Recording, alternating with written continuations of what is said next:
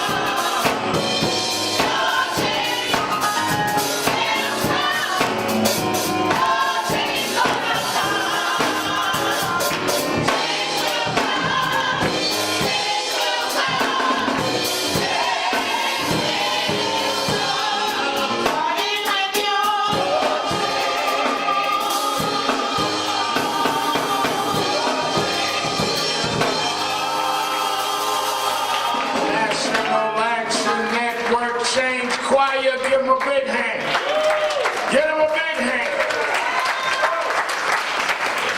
Certainly we're happy to be with you another Saturday morning.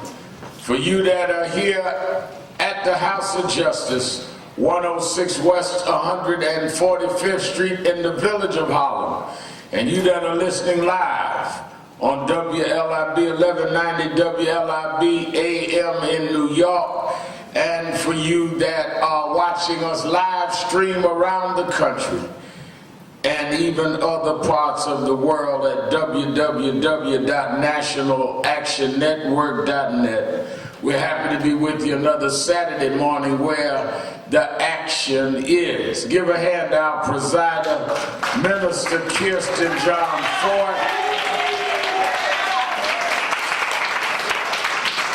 Standing in for Attorney Hardy, who is on travel, and certainly give a hand to our musical director, Brother Brevon Neal, and all that have participated. I must also give a hand to our first sermon of the day, Sister Nia 2X.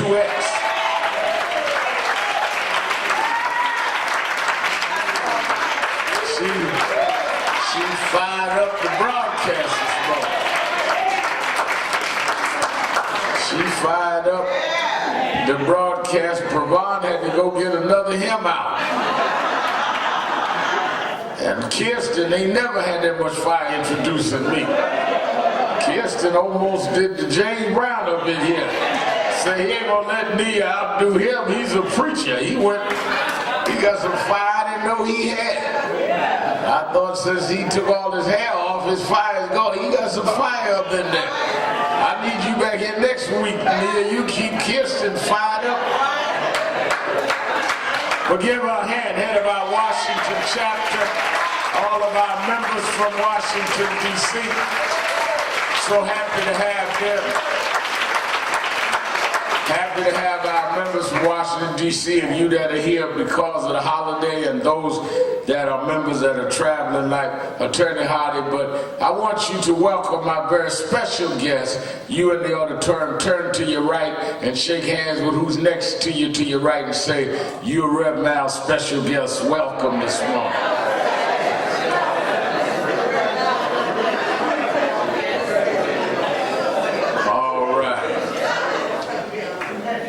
Say, as has been emphasized by Minister Ford, this march on January 14 takes on real meaning as we see what is going on in the shaping of this new administration.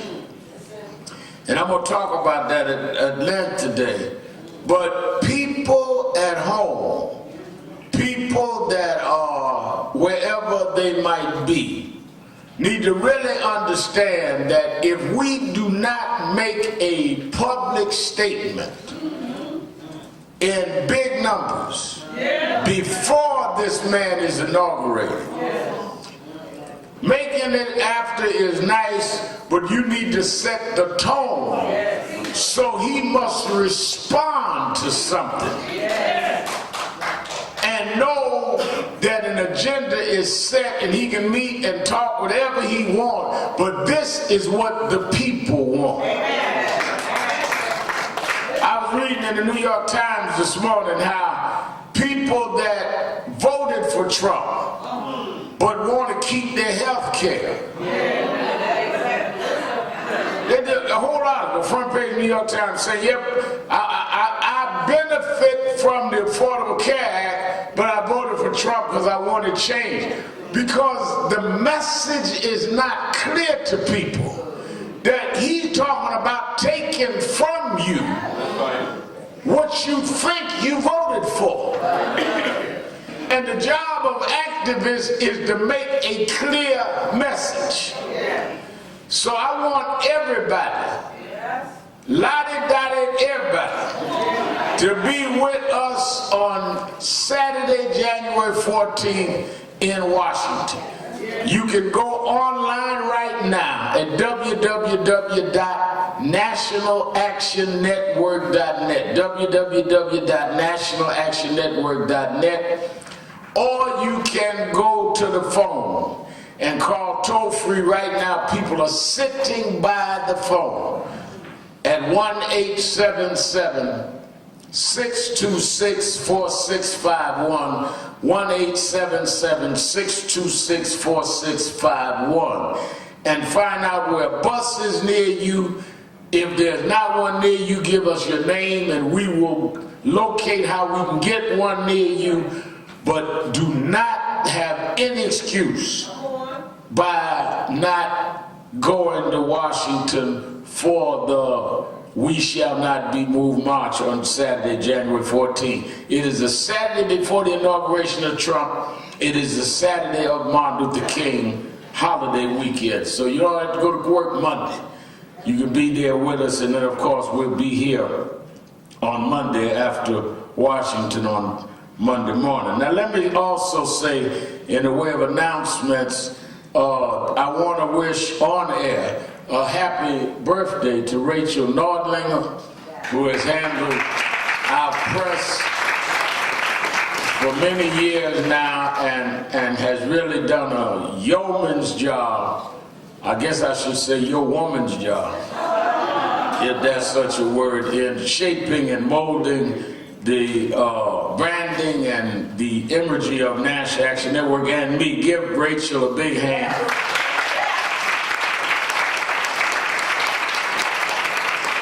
And the birthday of our crisis manager here at the House of Justice, Reverend Kevin McCall.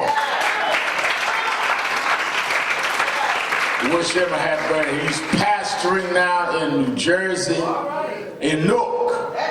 And he and somebody called me on the radio yesterday on Keeping It Real and said, Reverend Mal, I just worried about you having a successor. What's going to happen when you gone? We don't have nobody like you. I said, first of all, I'm not scheduled to leave. Let's get that straight. While y'all planning on when I'm gone, I'm not even in the terminal, less known at the departure gate. So but I have spent time trying to shape and mold an organization that people can emerge and are on their own. And I'm hard on them because the only way you're going to bend iron, see, leaders are iron-willed people. You can't lead without an iron will. Because iron will means you can go through whatever you're going to face. That's the only way you can lead. The only way you can shape iron is with fire. You can't wet iron and change it. You can't kiss iron and change it. You got to put some fire to shape iron. So I stay firing up on Kevin McCall and Stephen Marshall and my longtime young brother Kirsten John Ford, all of them, Rem Toulis and them. Marshall almost hate to see me coming. But if somebody don't put some fire to them, they will not be shaped and molded to do what I know they can do. And that's how I got it. Reverend Jackson and Reverend Jones and Jane Brown, I didn't even think they liked me, less known loved me. But they saw in me what I could not see in myself and forced me into doing something. And I can name you as many people that wasn't here no more. And the biggest complaint is Rev's hard on us, and that show you can't take leadership.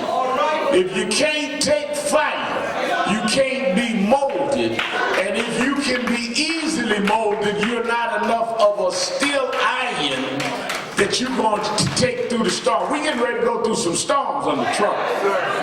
This ain't gonna be no joyride now. You think we had some mess under Obama with them coming at him? You getting ready to go through some turbulence now. And ain't no weak folk need to be out front of this, because Trump got something for you. Oh, you're gonna get a letter home now, if you get home. One of the things I was telling some young folk the other day in there, you must remember one of the reasons that demonstrations, I want y'all to watch this, worked against President Obama, or even in New York against de Blasio, is because they felt themselves to be fashioned to be progressive. So they did not want the embarrassment of not looking like that. Oh no, don't blow my mind. Trump don't want to look like that. So you ain't embarrassing him. He said, good. And that's why I'm telling you that we got to deal with this in another way. When I marched on Clinton, he wanted to look fair. When we marched on George Bush, I did 90 days in jail.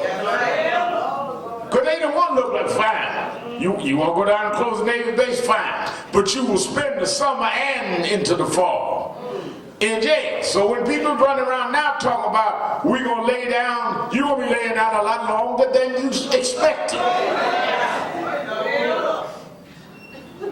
Say, we're going to have a sit-in. Well, you're going to have more than a sit-in. You're going to have a stay-in. Because Trump is another animal, which is why you have to deal from a sound moral position that they can't argue. Martin Luther King, don't ever forget this. Martin Luther King started under Eisenhower. That's right. That's right. Hello? That's right. And he fought against a Republican district of a Republican leadership, presidential leadership of Eisenhower.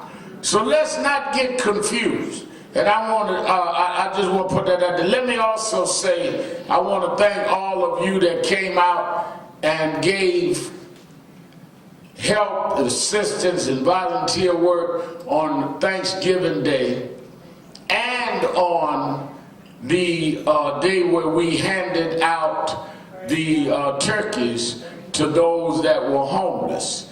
And I want to give appreciation to the New York City chapter,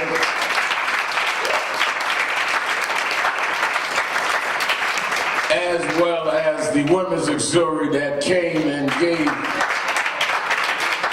and all of the local businesses, mamas and others that donated and helped. I was happy, Mark. Is that mamas or manners? See, I don't eat that kind of food no more. So y'all got manners and sweet who? Manners and sweet mamas. That ain't sweetie pie that's on Oprah. That's St. Luke, all right. Well, all that sweetie pie, sweet mama, sour daddy, all that stuff I don't eat no more. But I thank y'all anyhow. And I thank y'all, everybody had enough food. I don't eat that, but I wanted everybody to commune. It didn't matter, I didn't eat. Phoenix ate enough for me and all my relatives. And in here looking for some more food this morning. But you don't get no more here till Christmas, Phoenix.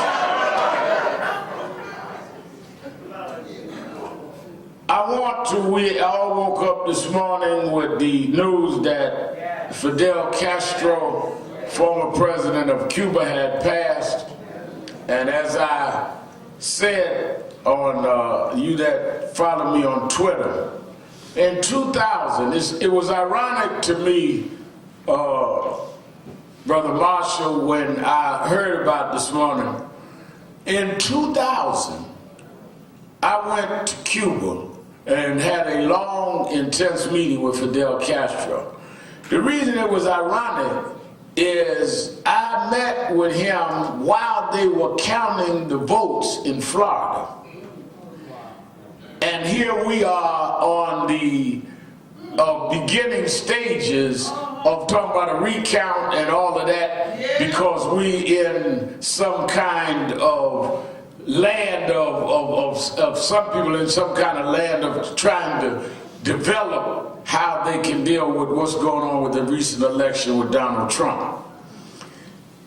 Carib News, which is a newspaper here in New York for you that are visiting, had at that time every year they would have a retreat somewhere in the Caribbean. It was a Carib newspaper, and we'd have Caribbean retreats, members of Congress, civil rights leaders, and corporate executives. And this particular year, the retreat was in Montego Bay, Jamaica. They had said that we're going to have 2 days in Montego Bay and 1 day in Cuba, because the congressional delegation was going, because then you couldn't travel to Cuba. But the Congress people could go and bring us with them. So I agreed to go because I wanted to go to Cuba, always wanted to go to Cuba. Got on the flight, delegation of us, Minister Jacques de Graaf and others, and we went to Montego Bay. When we got there, Congressman Rangel and others in Congress that was going to do the conference with us and going to take us to Cuba, got called back into session in Congress. So the Rodneys told us, well, we can't go to Cuba, we have no Congress people. I told Minister de Graaf, I said, well, I want to go to Cuba, find out how we can go there. Now folk that work with me know how I can get it. Because I was raised by folk like J. It don't matter how you gonna get it done, Rev, so that's how I do them. And he found a way, and he got with the person over there over religious laissez-faire for Cuba. And they invited me into Cuba on my own rights as a minister and a civil rights leader. So then, the next day I met with the then Prime Minister of Jamaica, Patterson. And I said to him, I'm going to Cuba. I know you have relations there. I'd love to meet Fidel Castro. I want to talk about the embargo. And I understand he's talking about giving doctors to African American communities and African nations. We have a health crisis. I don't agree with his not having electoral politics. I don't agree with some of the locking up political enemies. I have some human rights issues. But I want to talk to him about what I agree and what we disagree. He said, that's fair. I will see if I can get in touch with them. He says, where will you? I said, I don't know. We going tomorrow? I don't even know if the cell phone's going to work over there. We landed in Havana, religious laissez-faire, picked us up, checked us in the hotel. I did my radio show from there that night. Then we were on Sunday night, Hour of Power with Al Sharpton. And I did it live from Havana. Next day they picked us up, brought us to the Karl Marx Auditorium. It was an international meeting of communists. Daniel Ortega was there. And they got us sitting there, about 2,000 folks. I told the folk with me, now you realize 1,000 of these folks is the CIA.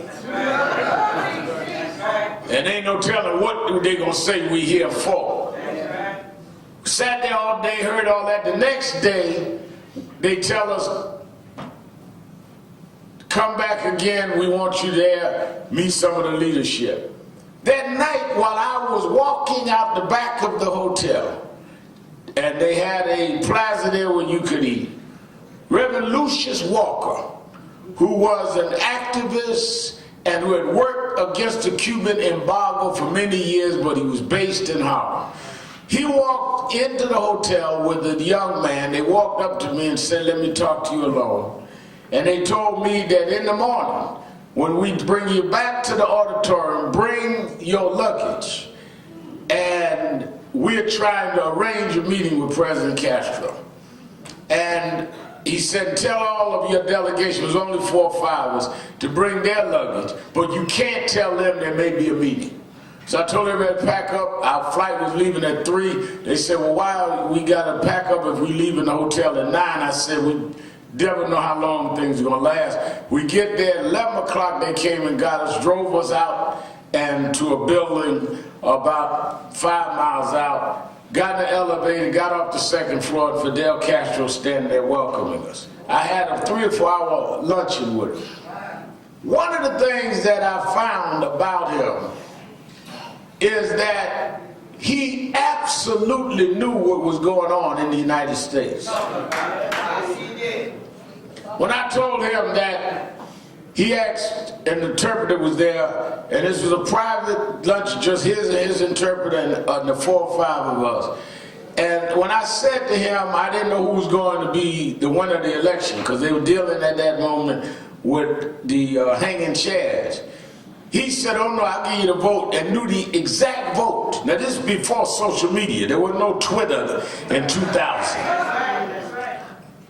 And he said something that was very interesting. We talked about he wanted to make available doctors to African American cities. He talked about how he had relationships in Africa. He talked about how we had to deal with certain educational things. I argued about the right to vote and about political prisoners and about some of the allegations in human rights, and we debated back and forward.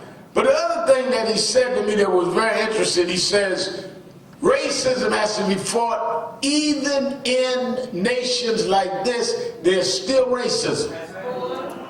I said, in Cuba, he said, I can bring you down to Santiago where I'm from now, and the white Cubans are still treated better than the black Cubans. This is Fidel Castro said.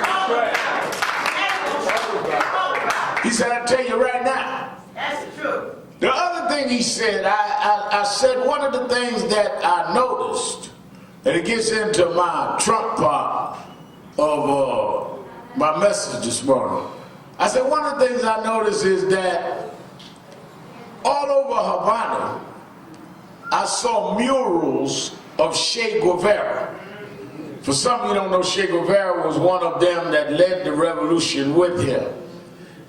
And I said, and I always thought in my readings of history that you and Che Guevara fell out. He said, we fought. We came down and overthrew the government of Batista. He said, but Che wanted to keep going around the world doing other revolutions. And I wanted to build on the revolution here in Cuba. He said, so we made an understanding. I would help him go around the world and fight revolutions, but I wanted to stay here and govern. And Che went Africa, South America, ended up dying in Bolivia, I believe, fighting the revolution. He said somebody had to stay and govern. I never forgot that, even though what we're fighting is much different in terms of tactics and goals and orientation.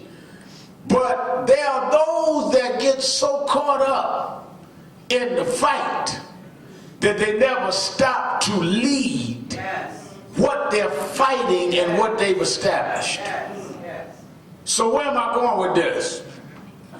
We fought for the right to vote, and we fought to deal with issues that when we achieve them, we need to have a cadre there to protect what you've achieved.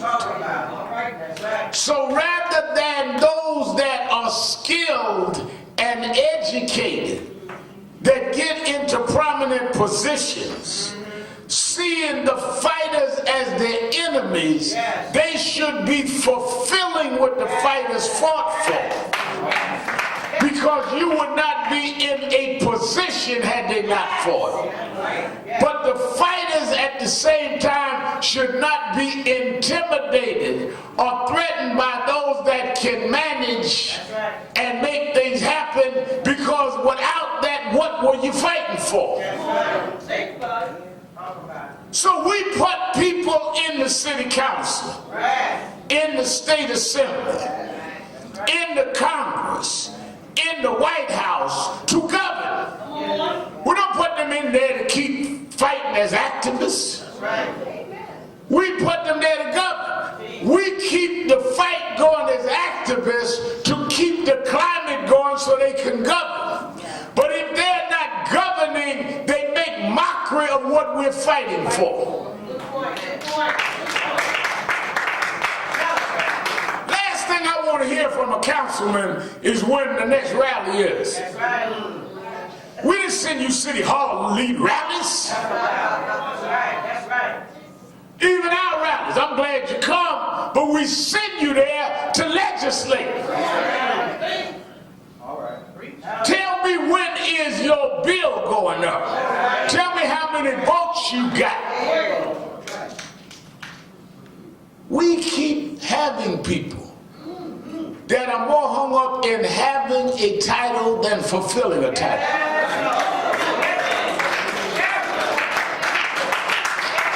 Title freaks. Title freaks. I'm so-and-so. I'm the head of so-and-so. And you can tell a real title freak because all they talk about, I'm the ex-so-and-so.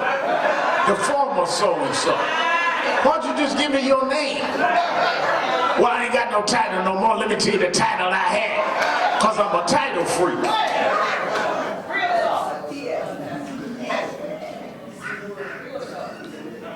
I'm the former whatever, but I'm the present title freak.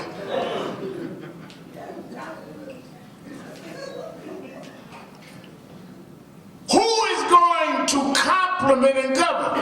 Well, what does that do with Trump, Sharpton? What it has to do is, right now, he is appointing cabinet members. Trump ran on, I'm a populist.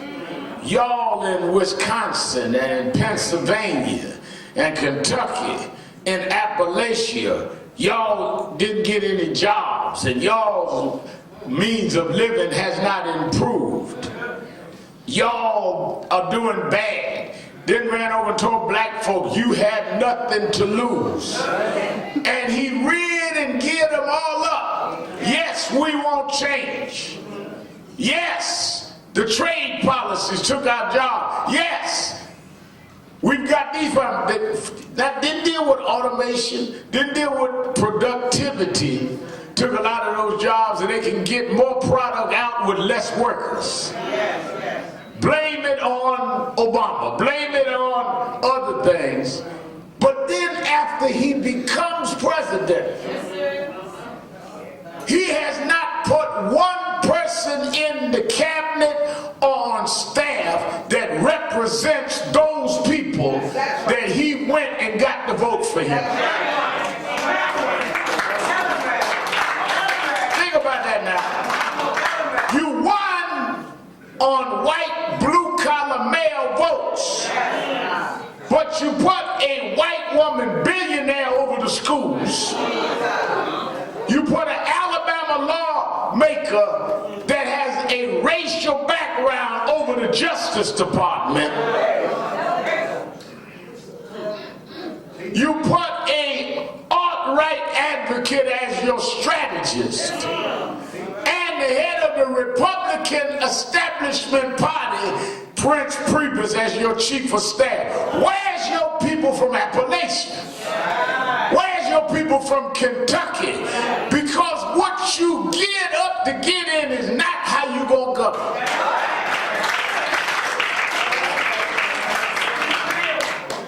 That's why we got to be in Washington January 14th. Because y'all listen to all of the mess. Oh, his wife ain't moving in the White House and all that gossip stuff.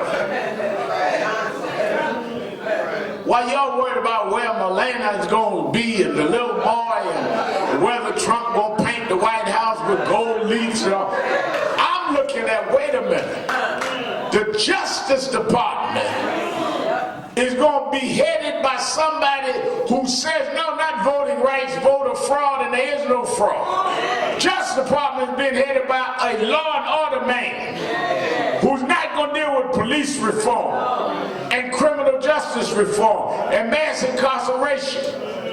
The Education Department is being headed by a woman who has spent her money fueling up movements for charter schools and vouchers. And I don't care how good you think vouchers are, it will only give education to a limited amount. Government's job is not to educate some, but to educate all.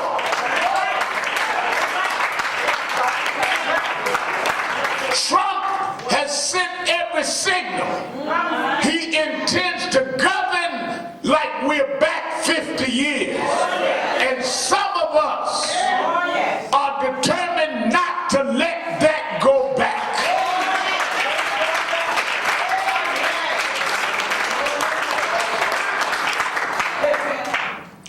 This is a battle of governing. This ain't a battle of drama. This is about how we will govern. They did not want the White House and the Congress and the Senate because they're just in a party fight. They're in a governance fight. There is one school of thought that feels the obligation of government is to take care of its citizens and to invest in children and protect seniors and to protect education. And there are others that feel government ought to be downsized. Big business is the way to support, and big business make enough profit, it will trickle down. Let them take care of the public and we downsize government. That's the argument. And Trump is coming in with that. What is Trump saying? I want infrastructure. Oh, sounds good. Oh, we need that. But he's saying, here's how I want to do infrastructure. I'm going to have private industry rebuild the bridges and the tunnels and the highways because they know how to do it. No, they don't. But the reason he wants private industry to do it is they will bid, they will make money. They're his buddy. He is a businessman. And here's the danger in governing like that. A private business person is not in business for public service. They're in business to make a profit. So if I've got the contract to fix 145th Street, I'm going to fix it with the less labor costs I can, at the less expensive materials that I can, because all of that takes away from my profit, which means the community ends up with less than what it needs, because you have a deal-cutting business person doing what government ought to be doing with taxpayer dollars.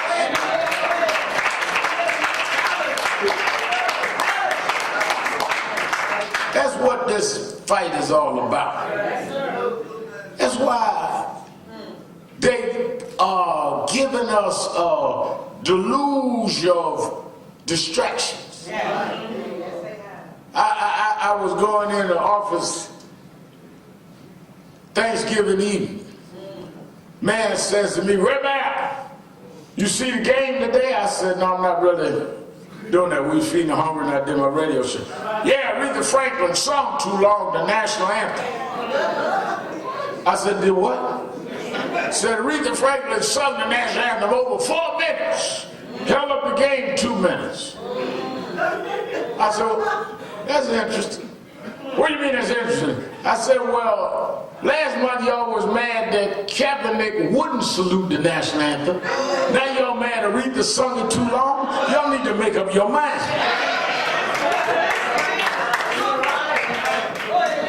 She didn't get down on her knee, did she? Distractions. And they got you somewhere in the distraction corner. I mean, the other night, my daughters and Reverend Miller, bunch of actors getting distractions. Who gonna do this? I don't like this guy. I ain't with that guy. Choosing leaders, choosing groups. None of it got nothing to do with government. You think this is about fan clubs. This is about getting likes on Facebook to you. When you are now put somebody in that has the same spirit of those that broke down all of our organizations in the 70s and 80s. And we've got to be clear what we are dealing with. When you look at the fact that lady wrote in the Chicago newspaper, Donald Trump does not need to meet with black civil rights leaders like Al Sharpton, Jesse Jackson. He ought to meet with black businessmen like Bob Johnson. Well, he did meet with Bob Johnson. Does anybody know what they met about? Does anybody, you heard any of our critics ask Bob Johnson what was the meeting about? I go and meet with Obama. Often they jump on Kirsten. What were they meeting about? They ain't asked Bob Johnson what he met about. Because it's assigned to certain leaders. First of all, Bob Johnson don't lead a civil rights group. He never talked to the gardeners. They could have been talking about that. But we've been psyched so into fighting each other that we will pick a fight with each other rather than fight the enemies that are against all of us.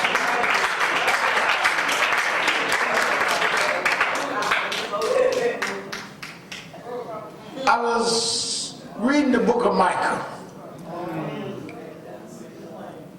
And Micah said that what God requires of us, that we love mercy, do justice, and walk humbly before God. I spoke this at Michael Brown's funeral in Ferguson. First of all, you cannot be part of this movement, I'm talking about NAN now, without the combination love justice, mercy, and walk humbly. This is not a movement built on hate. It's a movement built on love. That's why we say the principles of Dr. King. That's why I can look at my enemy and hate their ways but still love and forgive them. Dr. King said ultimately y'all ought to love and support us because we didn't come to tear you down. We came to save the soul of America. We don't want to be as hateful as the haters that we fight. That's why the man stabbed me, I could forgive him because I couldn't be me hating him. And some of y'all are too full of hate to ever be involved in a love movement.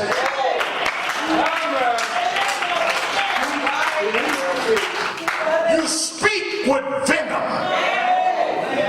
You think with acrimony. Ain't no love in you, so no love will come out of you, and the results will be nothing.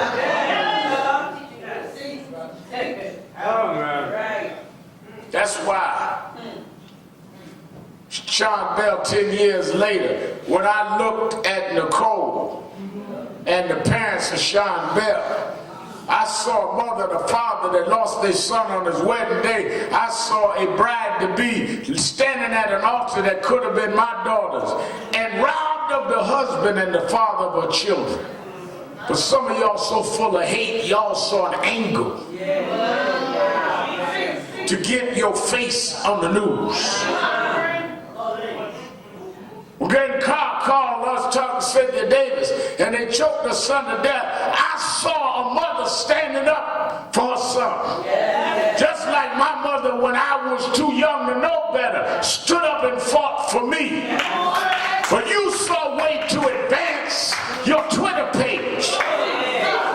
You got no love in you. And only love can conquer hate. Somewhere I read that God is love. I'm not trying to out-hate Trump.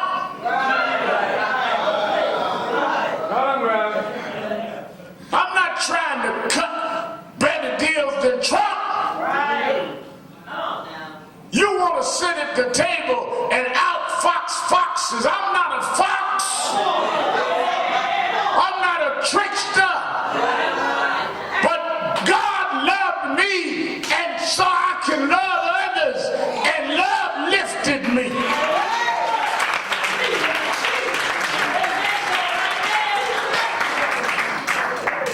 We must understand that the world is on a collision course. And you're dealing with people blinded by greed, blinded by hate, blinded by their own ego and self-aggrandizement. What is the ethics or the values of a person that would see the world going through climate change, global warming, and says making my money is more important than them glaciers melting? There's something wicked and sick about that. We are not fighting for no trivial coverage. We're fighting to save the world.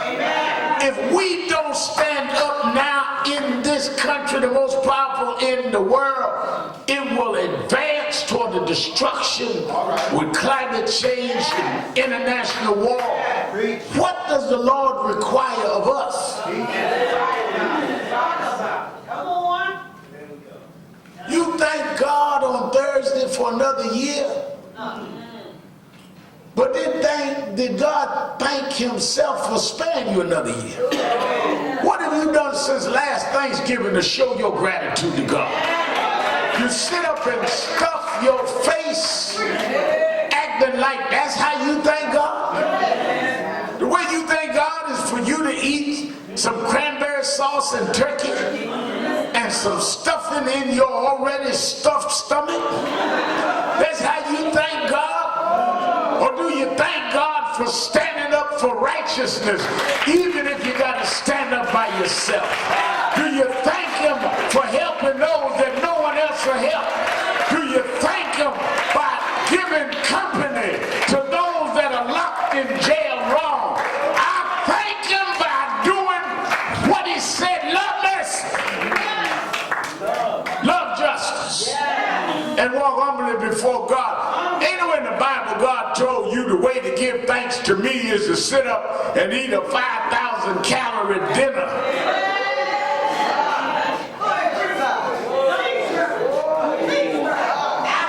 That's nice. We need to sit down and commune together and talk. But they don't act like that's thanking God. We need to understand and put our families together.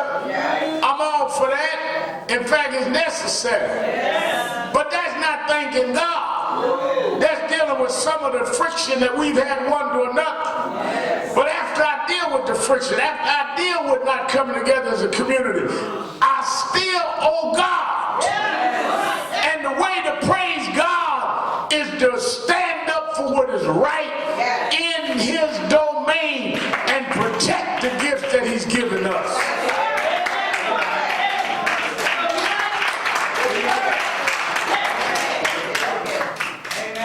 Sitting around gouging yourself. And after you done gouged yourself to where you can't eat no more. Folks say, I just have relatives eat till they start sweating. Then you got nerve to go get on your knees and thank God farting all over your thoughts. Thank God ain't farting at God.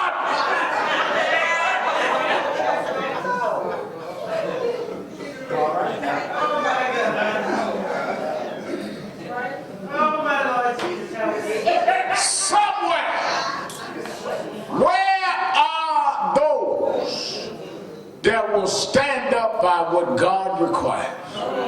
Where are those that in the midst of all of this confusion will stand up and represent what is true? Where are those with the voices and the courage to raise those voices and saying that we come too far to turn around now? Where are those that will speak truth to power? That's what He requires of us.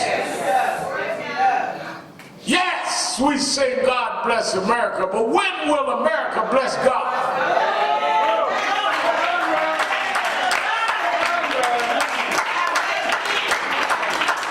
You bless God by educating His little babies. You bless God by taking care of your seniors in the sunset of their lives. You bless God by feeding the hungry, clothing the naked, and caring for the outcast. When will you bless God? God been so good to you. Well, why don't you be good to God?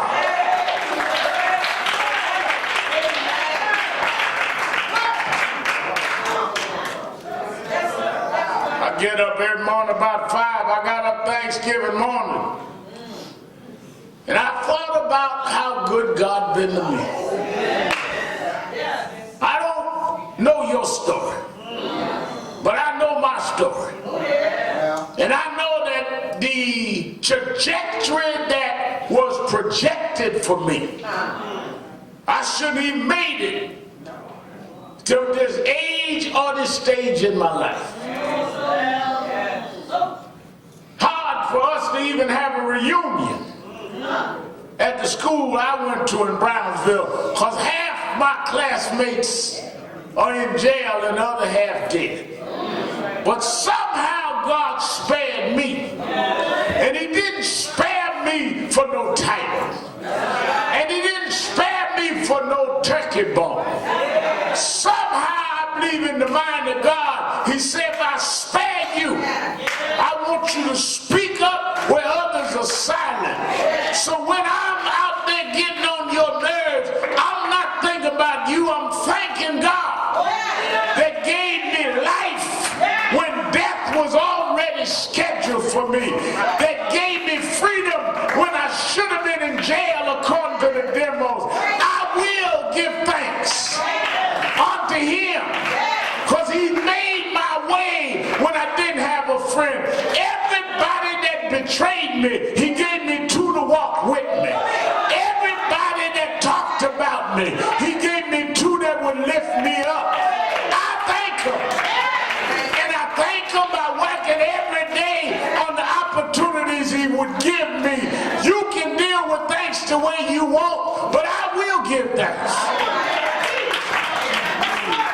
Thanking God ain't showing up on Sunday Reverend with a robe on and your little ring, acting like you did God a favor to hit 2 or 3 notes in your clothes and go in your office and brag about how you close.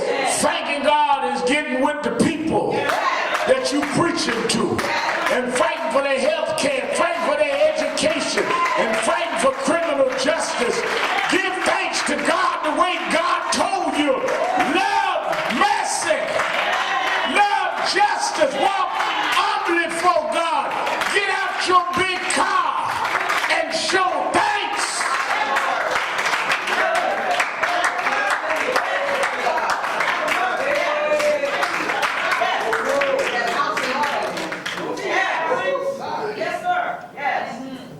Too many people paid too high a price for us to sit by with breath in our body and let Trump snatch it back.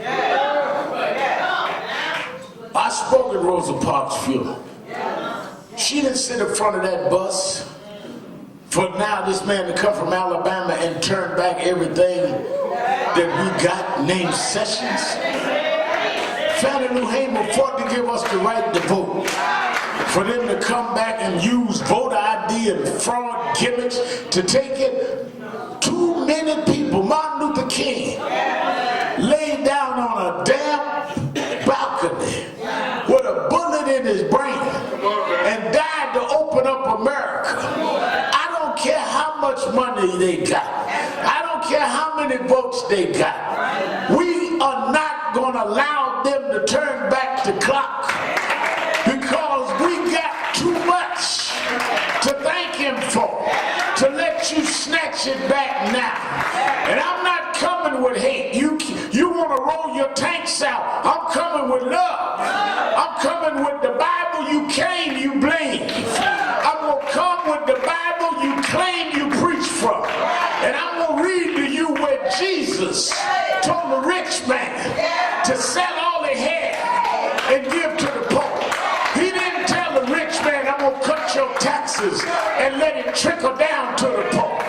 He said, I'm going to tell you, sell all you had and give to the poor. Jesus said, I was hungry and you didn't feed me. I was naked and you didn't clothe me. I was outdoors and you didn't take me in. You can't increase the homeless, Mr. Trump, and talk about Jesus. I know Jesus better than some of y'all. How do I know him? Because when Daddy left, he became my only daddy. When the doctor was there and I didn't have health insurance, he healed my body. When I didn't have Affordable Care Act, when I was in trouble in the courtroom, he was the lawyer that got me free. I know Jesus better than some of y'all. He walks with me. He talks with me. He tells me that I'm his own. Thank you, Jesus. Thank you, Jesus. Thank you, Jesus. Everybody sing. Everybody sing. Everybody sing.